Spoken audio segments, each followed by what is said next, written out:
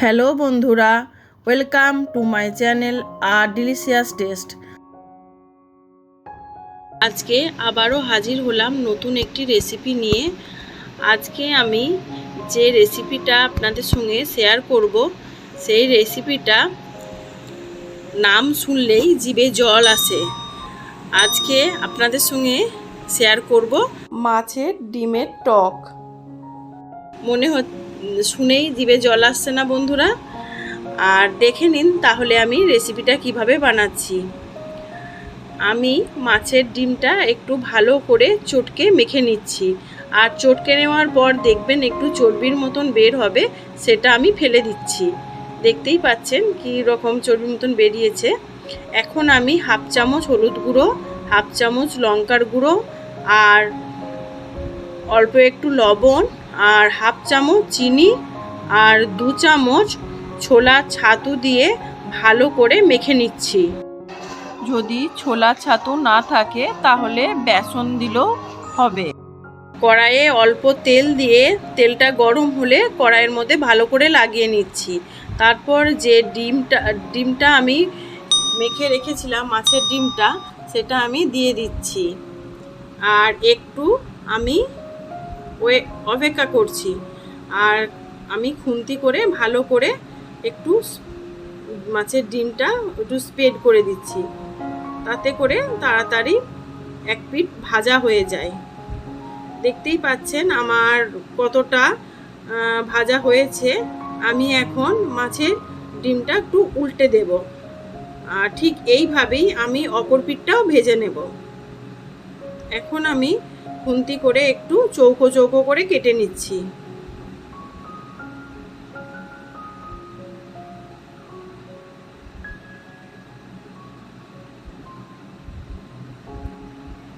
আপনারা ঠিক এইভাবেই চৌকো চৌকো করে কেটে নেবেন।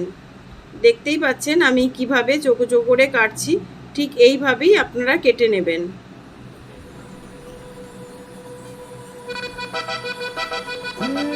আর একটু নাড়াচাড়া করে নিয়ে আমি তুলে নিচ্ছি।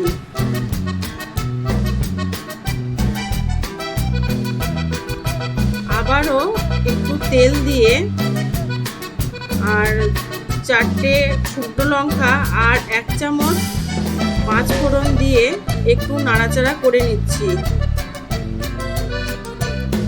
তারপর ভালো করে তেঁতুলটা গুলে নিয়ে তেঁতুলের পাল্পটা দিয়ে দিচ্ছি, দিয়ে একটু নাড়াচাড়া করে নিচ্ছি। আর অল্প একটু লবণ দিচ্ছি, দিয়ে একটু নাড়াচাড়া করে নিচ্ছি। লবণটা একটু বেশি দেবেন, যেহেতু এটা টক হচ্ছে আর তেঁতুলটা একটু টক হয়, তাই একটু লবণ বেশি দেবেন। আর দিচ্ছি চিনি আমি এখানে হাফ কাপ চিনি দিয়েছি, দিয়ে একটু ভালো করে নাড়াচাড়া করে নিচ্ছি।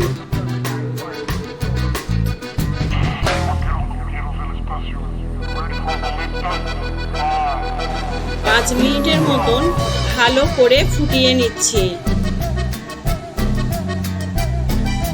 তারপর ভেজে রাখা মাছের ডিমগুলো দিয়ে দিচ্ছি, দিয়ে একটু নাড়াচাড়া করে নিচ্ছি। আবারও 5 মিনিটের মতন ফুটিয়ে নিচ্ছি, দিয়ে একটু নাড়াচাড়া করে নিচ্ছি। আমার এখন মাছের ডিমের টক রেডি। আমি এখন নামিয়ে নিলাম। আর কে কে মাছের টক খেতে ভালোবাসেন আমাকে কমেন্টে জানাবেন। আমার রেসিপিটা যদি ভালো লাগে তাহলে কমেন্টে জানাবেন আর লাইক করবেন। আর আমার চ্যানেলে নতুন হলে সাবস্ক্রাইব করবেন। আজকে এই পর্যন্ত, টাটা। আবারও হাজির হব নতুন একটি রেসিপি নিয়ে। ভালো থাকুন, সুস্থ থাকুন।